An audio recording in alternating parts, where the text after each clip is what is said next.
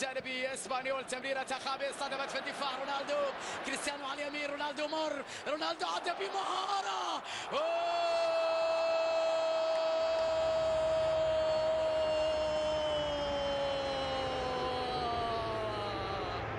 يا عيني يا كريستيانو، روعة روعة روعة جميلة من رونالدو. هذا كله والكل يقول أن ليس في مستواه. هذا الهدف الجميل، هذه المهارة وهو بنصف مستواه. رونالدو عدى من الأول، رونالدو مر.